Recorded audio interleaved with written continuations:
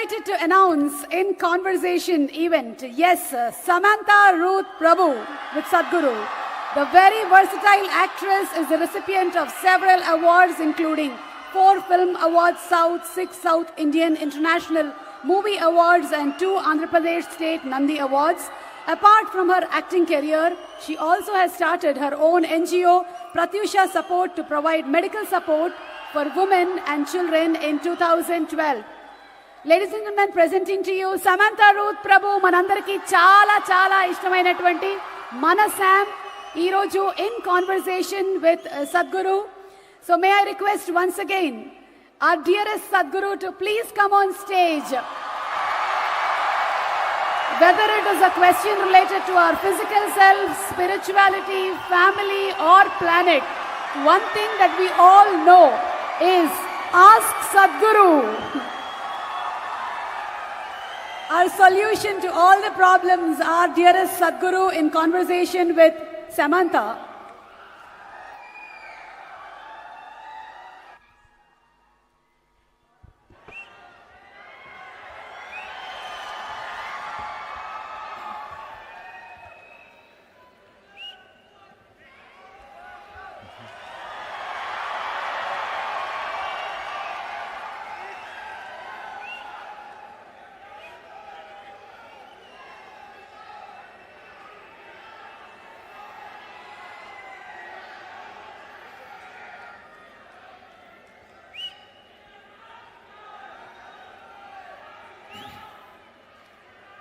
Kalo na janati tava jananam, Kalo na janati tava samapanam,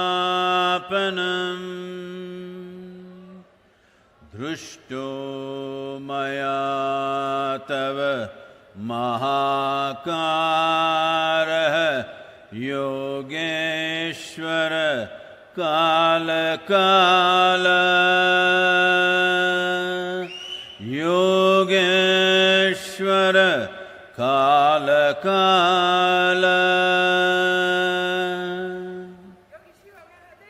Namaskaram. Namaskaram to everyone. Namaskaram to you. Please, please. So, okay. Don't tell me, huh? You need to tell the world.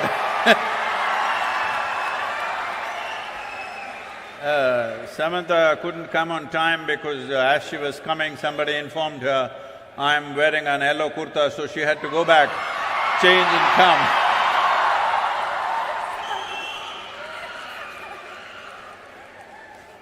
Good evening, Sadhguru. It is absolutely an honor. Her volume up, please. It's absolutely an honor to be in your presence. I don't usually carry cue cards, but you know, when you talk, you have the tendency to make people freeze, and I might forget my name, so better safe than sorry. Welcome back to Hyderabad. Thank you. The 94th day of your motorbike tour to save soil. 562 events, 26,000 kilometers. I'm just tired saying it. Don't you ever get tired, Sadhguru? See, people continuously asking me almost everywhere, looking at the schedule and the distances we are making.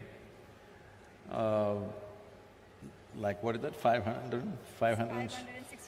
562 events means on an average 8 to 9 events per day is what's been happening along the way apart from the riding. So,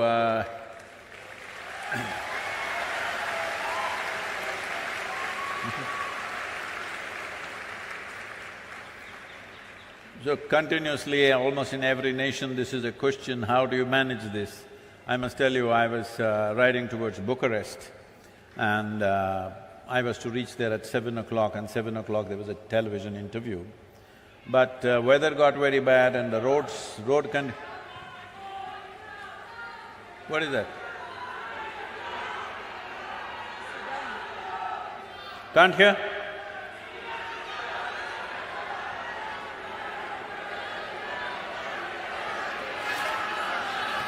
What? You're blocking their view. You can see there. That's okay, please. Now they can't change that, please. You look at the screen. You always seen Samantha only on the screen, so what does it matter? It's not me they're here for, Sadhguru. Huh? It's not me they're here for. So I was to go there at 7 o'clock in the evening, but the ride became 9.5 hours instead of 6 hours as it was planned. So I reached there around 11:15 and they were still waiting, the television crew. So I walked straight into the event and well, an hour and a half when we finished, it was nearly 1 o'clock in the morning, and then I was talking to them. So this anchor said, "At this age, how do you ride for 9 hours and come and do an interview and you're still fine?" He repeated the word "this age" 3 times and I didn't like it.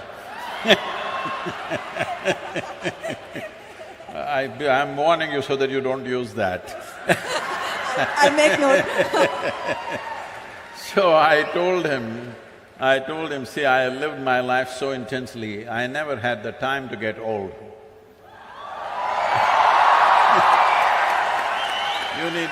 You need lot of time to get old. Where is the time to get old?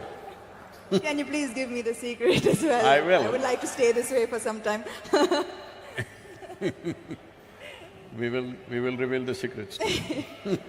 So I see your amazing bike, and some would say a bike tour, an unusual way to create awareness. Why a bike tour, Sadhguru? Why a motorcycle? Well, see, the thing is, last 2.5 years particularly, I've been talking to various agricultural ministries, scientists, top scientists in the world, soil scientists I mean, and bureaucrats and variety of people who hold responsible positions in the world. And I discovered that everybody knows the problem, everybody generally knows the direction of the solution, then wondering, why is it not happening? Everybody knows the problem, everybody knows the solution. Then I realized they're waiting for an idiot to bell the cat, so here I am.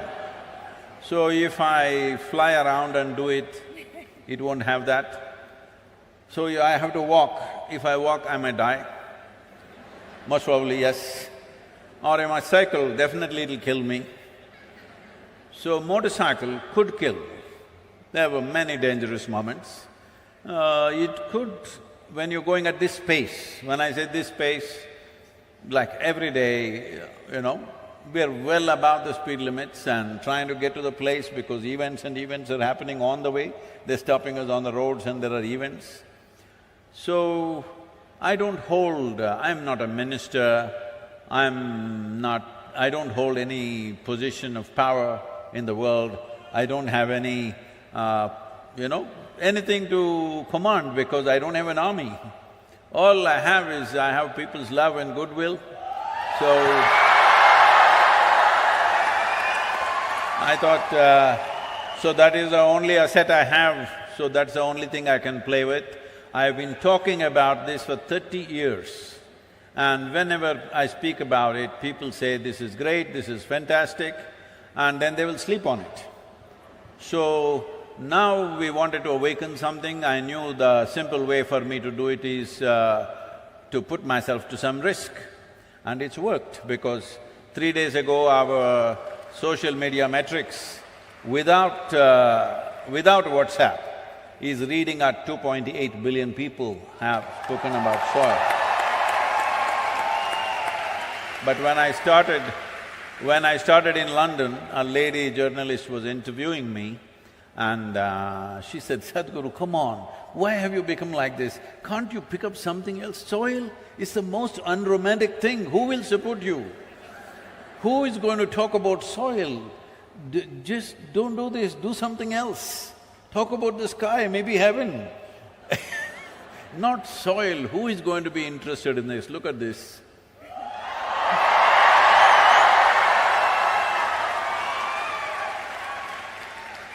is this constant question about river water being wasted to the ocean, Sadhguru. So, is there a way that we can save it? See, the river water must go to the ocean. On the way you can drink, you can irrigate your lands a little bit, you can use it, but river water must go to the ocean. This is a very wrong concept which a lot of states are unfortunately taking. If the river water does not go, enough river water, I would say in ideal conditions, minimum 50% should go. But with our population pressure, where we have 4% of the world's land and 17.6% of population, world's population, with this pressure, you cannot expect 50% to flow. At least 25% of the river water must flow into the ocean. Why? India has 7,600 square kilometers of coastline. So along this coastline, there's an ecosystem which is marine kind of ecosystem. It's a completely different ecosystem than the marine ecosystem and also different from the river water itself, because it's a meeting and mingling of these two different types of waters. If this buffer goes away, then marine ingress will happen. Marine water will start percolating into the soil and coming in. You know from Tamil Nadu, 80 kilometers inside, marine water has come right now in Tuticorin region. Just 15 years ago, it was all sweet water. Today, all the wells are salt water. People have vacated the whole villages. You will see ghost villages, completely empty villages, all locked homes, and they've left because there is no sweet water anywhere. Up to 100 kilometers it can come. If all the rivers, if you use it up inside for human, whatever you want to call it, human reproduction, I would say if you use it up like this, then up to 100 kilometers marine ingress can happen. 7,600 kilometers coastline, 100 kilometers means you would have lost 1/3 of the nation. This is about the same size of land that you partitioned with Pakistan and Bangladesh at one time in 1948. That's how much land you will lose once again if rivers don't flow into the ocean.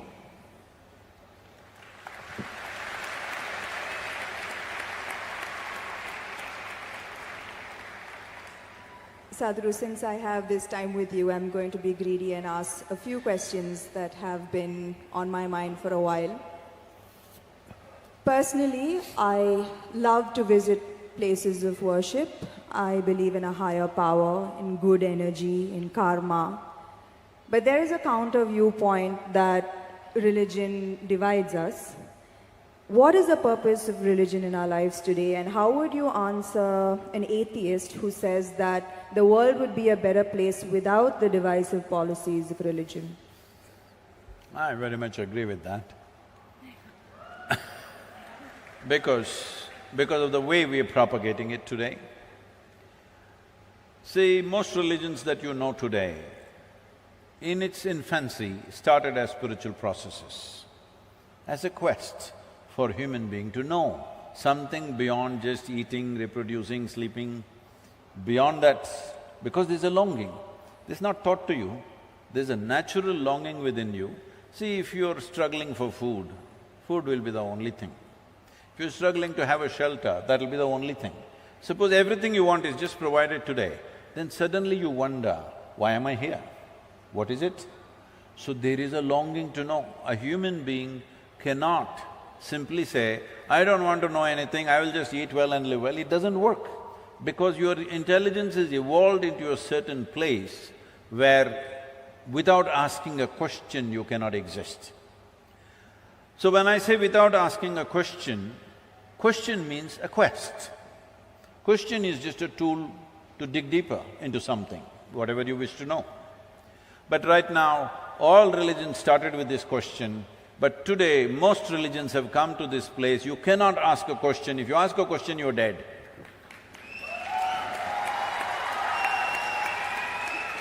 So, with what purpose it started and what it has become today is a different thing. So, we need to make a distinction between religion, religious process and spiritual process. It has become necessary today to do this, because Today, religion means belief. You believe this and this, then you belong to this religion. If you believe that, you become that religion. So when you say, I believe something, it's like this. How many of you here believe you have two hands? All of you just raise one hand. If you believe you have two hands, do you believe you have two hands or you know that you have two hands? You know. If somebody starts an argument with you to prove that you have no hands, if their argument becomes too overwhelming, one slap in the face. He knows you got hands. This happens in the movies, huh? But in God you believe. Why? Because you're still not even straight enough to admit what you do not know as I do not know. This much sincerity should enter human heart and intelligence. What I know, I know. What I do not know, I do not know. What is the problem? Whatever I do not know, I believe. You're destroying I do not know. I do not know is the most tremendous possibility in your life. When you see I do not know, the longing to know, the seeking to know, and the possibility of knowing becomes a reality. If you destroy I do not know, you will just believe something because it's come from some authority or people claim it's come from an authority. Or in other words, in your life, authority becomes the truth. Spiritual process means truth is the only authority for you.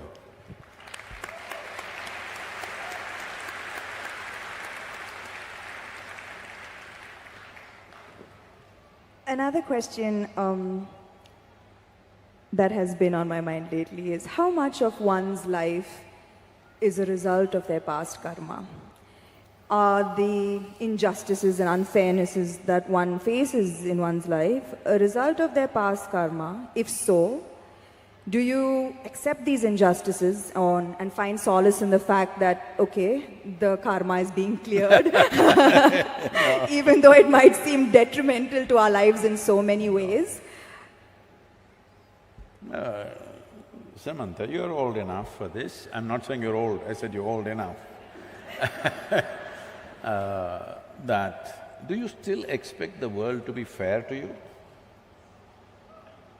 That's why I'm asking this question.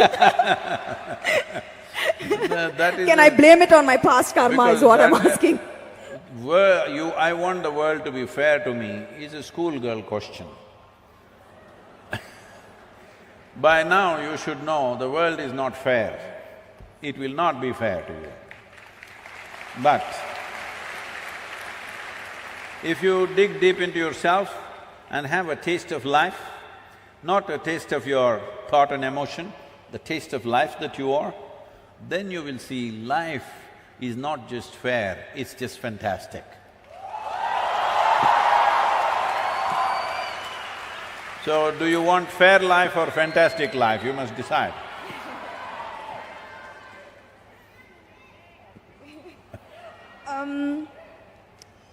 I've noticed this, that beyond the material ego, there is now suddenly a widespread… Who's this ego guy, your friend?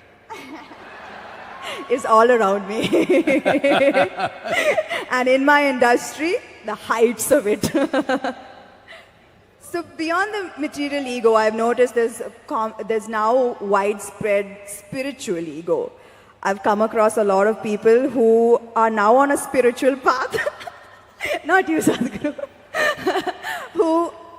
who consider themselves superior to people who are not on a spiritual path. How would you advise such people to ensure that they don't fall a prey to this new spiritual ego? First we'll address this ego guy, okay?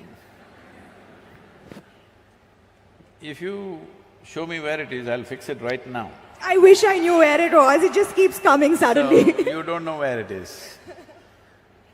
The thing is just this, see at certain moments, as a person, as a woman, you are a beautiful person, wonderful person, I mean. I'm sorry, I didn't say only at certain times you're beautiful, you're always beautiful, but certain times you're wonderful, all right?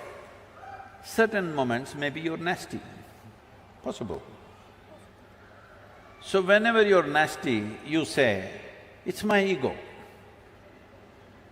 Why don't you say, it's me, I'm sometimes wonderful, sometimes nasty.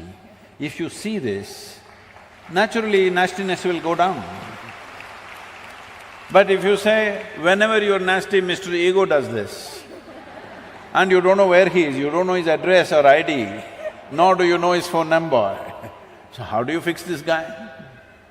So everybody has this going in their life, because this is spiritual jargon without being spiritual, is all over the place, particularly in India, because we have, 15, 20,000 years of spiritual history, so we know all the words.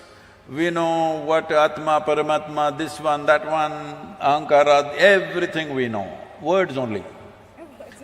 Words only, noted. So we can just throw words like this and confuse the Western population quite a bit. Because if you come here, they'll say Mukti, Shakti, this one, that one, all kinds of things. They'll think… I know a lot of people who've gone and set up spiritual centers in the West, particularly in America, because they just know one chant, just one chant. Okay, Asatoma Sadgamaya, with this they run the whole thing. So unfortunately, spirituality, in some ways it's come there. It's come there because there is need in the society, there is not enough source. Because of that, people are manufacturing this here and there. I must tell you this. Is it okay if I take a few minutes?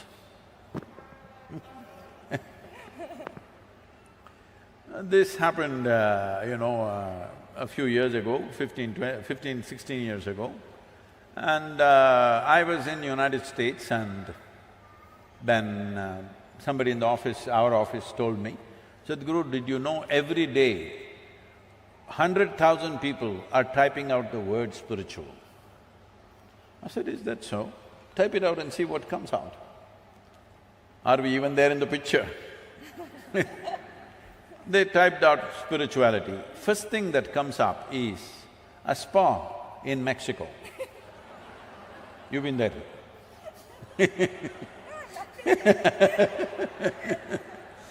And the next thing that comes out is a call girl in Northern California. She has learnt all that SEO. For everything she says spiritual, spiritual, spiritual, 108 times she uses the word spiritual on her website. You say spiritual, she comes up, number 2. I thought this is a shame. For thousands of years, anything spiritual means people looked east. East means India, that's what it meant. So I said we must start something, a spiritual gateway, that if people say if they seek spirituality, they must look towards India. Because this is one culture which has spent maximum amount of time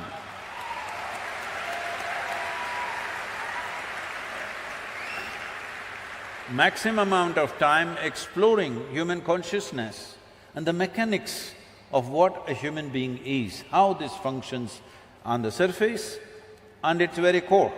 How does this function? What can we do about it? This has been explored.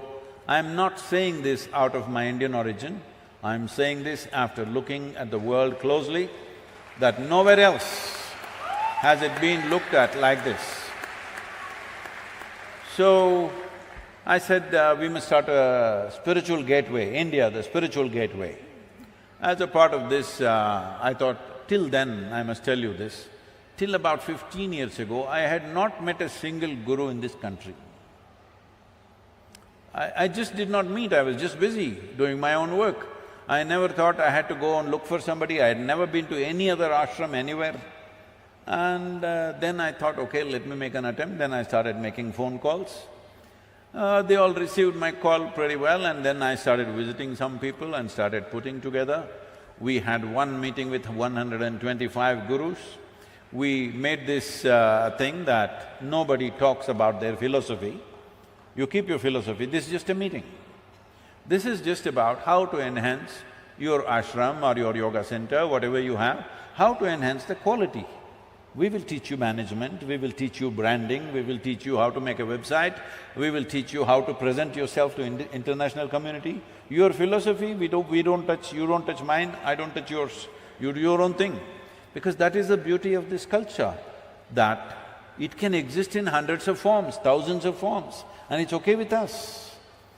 So when I went about doing this, well, I met many wonderful people, but at the same time, at least 60 to 65%, it hurts me to say this, I found that if I walk into an airport or a golf course, I meet better men than in the so-called spiritual centers.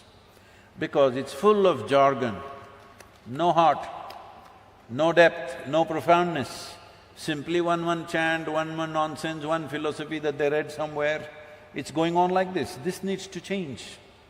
So to bring this profoundness to people, as people get closer to me, I get harder and harder and harder. Those who are very close to me, I am bloody cruel. Yes, because just to bring integrity into spirituality is so hard. Because the moment they get spiritual, little, like you said, you're calling it spiritual ego, I call it spiritual airs. They get spiritual airs, air bubbles get in their head. Suddenly they start acting funny, they start saying things that don't exist, they start talking about nonsense that nobody understands. If you speak something, whatever nonsense you speak, people in front of you must understand, otherwise why the hell are you speaking? Because the purpose of speech is to make somebody understand what you're saying. No, if I say something that you don't understand, I become big, you become small. This is rubbish. This is going on for too long. So everybody quotes a book, it all looks like, we are right now talking about earth buddies, we are creating an earthworm image, we are trying to create an NFT. Over 40,000 images we have created, we will release it shortly. We'll gift you one earthworm, okay? Now, these are all bookworms who fell out of a book. These bookworms were important when there was low literacy in the societies. Only one man in the village could read the book, suddenly he was very valuable. Now everybody can read, what is the point you reading a book to me? If you have something to say other than the book, you tell me. If you're going to read a book, what is the point? When I was in graduation, when I was in the university, I made an agreement with the teachers, I will not come and bother you with my questions. Just give me attendance, I will stay out. Because if you go there, from the first moment you go there, first attendance, that's the only interesting thing.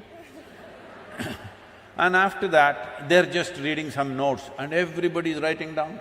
Those days fountain pens, kara kara kara kara, it makes noise. I don't like it. As I say, if everything is in that book, give it to us, we'll photocopy it and give it back to you. I don't have to come, you don't have to come. I have many interesting things to do in the town.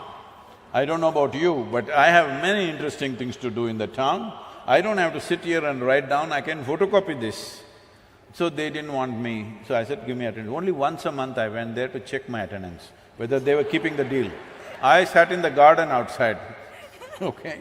Why I am saying this is, when you are also literate, why should somebody read the damn book to you? You read. If they have something to say which no book can say, of course, then you must listen.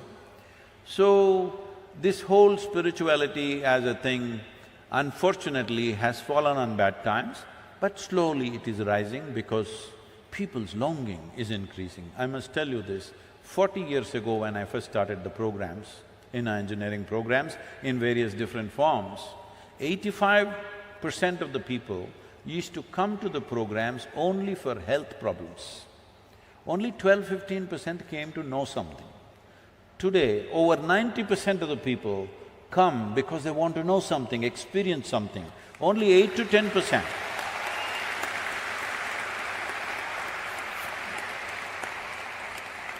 Only 8 to 10% are coming for health issues, which is a significant change in human consciousness. About this ego business, this is one thing we must settle. See, within you, is there only one person or two? I think one. You think one? I'm going to go with one. One. That means you're an individual. An individual means, the word individual comes from indivisible. You're not further divisible, that's good, you're an individual. If you are two, then you're either schizophrenic or possessed, psychiatrist or exorcist. Either a psychiatrist or an exorcist has to come. So this is very important, everybody settle this, that don't talk about Atma, Paramatma, ego, this one, that one. You are an individual. What kind are you? Are you a wonderful one or a nasty one? Fix the damn thing.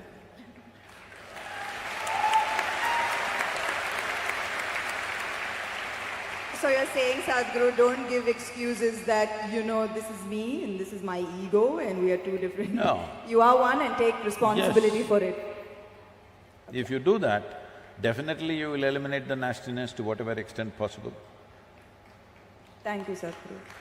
My last question is, there is a criticism that New Age spirituality is for the wealthy and privileged. How would you advise an underprivileged householder who has neither the money nor the time to embark on a spiritual journey, although they are seeking for it? Why is he holding on to a house? You said householder. Yes. Yes. Why are they holding on to a house? You should live in a house, you should not hold on to it. Right now that's their problem. They are holding on to a house.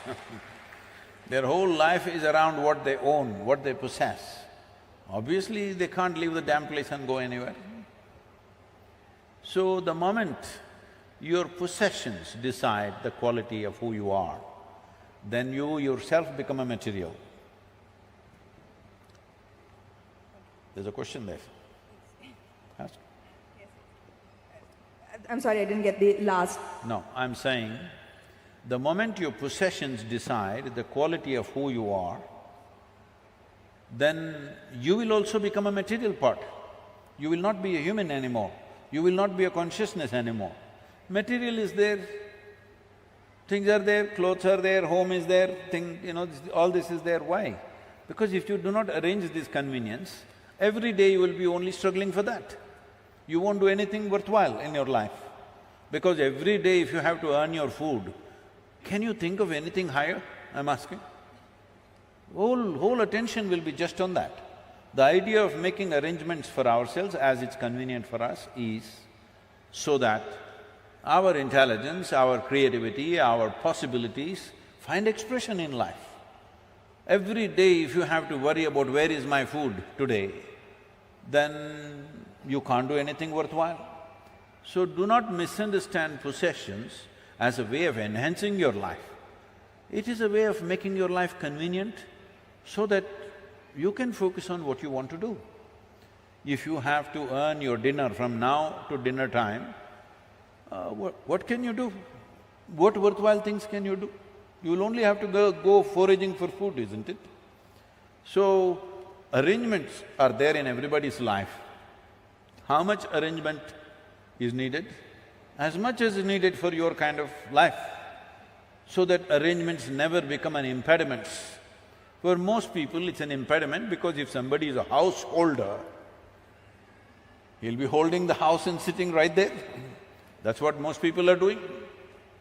That is what most people are doing. I'm talking about 80, 90-year-olds. They say, I want to come to the ashram, Sadhguru, but… What is but? But is nobody to take care of the house. Leave the goddamn house and come, you're 85 years of age.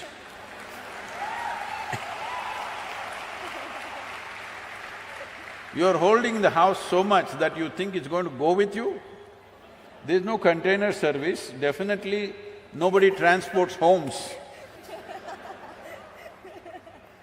So, these householders, they must change their thing, they must live in the house. What kind of house? Whatever is convenient for them. When I say convenience, somebody wants to build a house for 10 crores. They're capable of making that money and building that house. If they can do it effortlessly, let them do it. For somebody else, 10 lakh rupee house itself is a burden.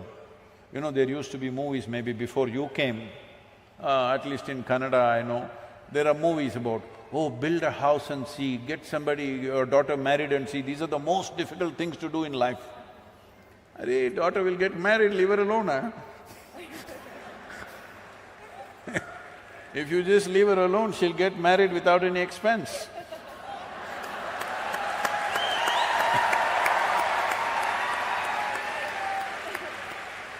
And building a house, if it is such a burden, why the hell are you building a house?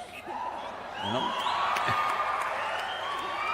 I was in United States and they were asking me, Sadhguru, is it true next time when Jesus comes, he will come in, what is that, Salt Lake City?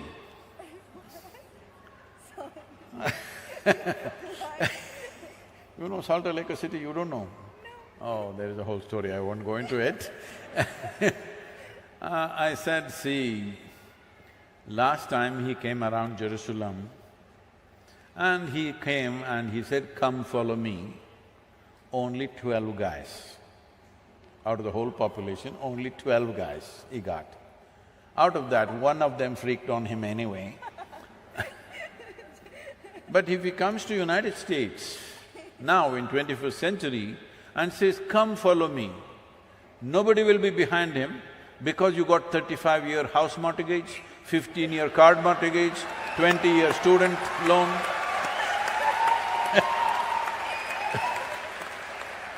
Where will you go? At that time, somebody said, Master, my father is dead, can I bury him and come? That man says, leave the dead to the dead.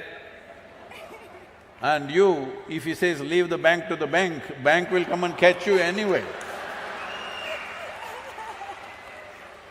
Once you have mortgage, 35 years, 35-year mortgage, what is your lifespan? 10,000 years, is it? I mean, what kind of life is this? In 35 years, if something spectacular happened here, you can't change the direction of your life, what kind of life are you building for yourself? Hello? Life should be light and agile. You're going this way because this is all you know right now. If something really spectacular shines here, you must be able to go there. Otherwise, what kind of life is this? So only then, only when you have that freedom, spiritual process will thrive in a given society. So right now when you say, well, instead of householders, let me go to those people who are living in huts, who are struggling for daily food. It will be obscene for me to go to that man or woman who is struggling for daily bread to go and tell, come, let's meditate. I will never do such an obscene act. I will talk about how to get better bread, how to get it, what to do. Because when a human being is hungry, you talking to him of mukti is the worst possible thing you can do. So, this is important that we understand. This is important that we understand that if finer aspects of life has to come alive in a society, basic survival should be taken care of for everybody. Only then it's possible. When large number of people are struggling for survival, finer things won't come. Forget about spirituality, even art, music, fine things won't happen, isn't it? Where is the time to appreciate art? Where is the time to look at finer things? Where is the time to look at a sunrise or a sunset when you're struggling for your food on a daily basis? So it's extremely important. Basic economic well-being has to happen if spirituality has to thrive. And the reason why… you can save that for the end, okay? I'll give you 10 minutes to go on clapping, okay? The reason why spiritual process thrived the way it thrived in this land is because we had a spell, a golden period of 8 to 10,000 years of well-being. That is when spirituality thrived, because everybody ate well.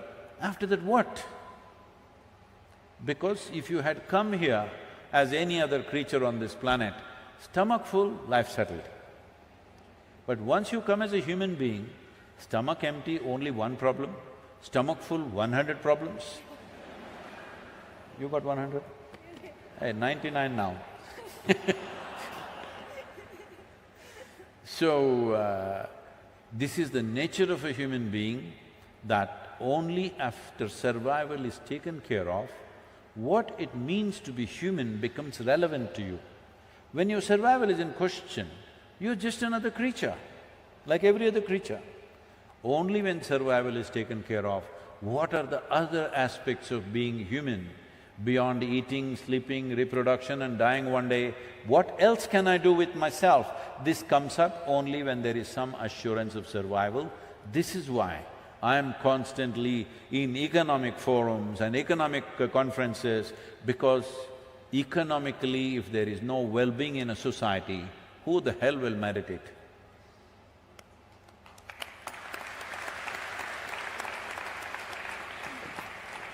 Thank you, Sadhguru, for your time. Thank you so much.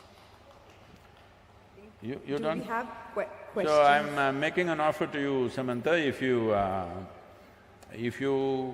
get me 25 million people as Earth buddies, I'll give you a ride on the motorcycle. How's that? I mean, I think I can, I can. Okay, then it's a promise. I'll beg if I have to. So, it can touch 275. Sorry? It is capped at 275. But if you want, I can remove the cap and make it more. Zoom in. I think do we have time for a few questions from the audience?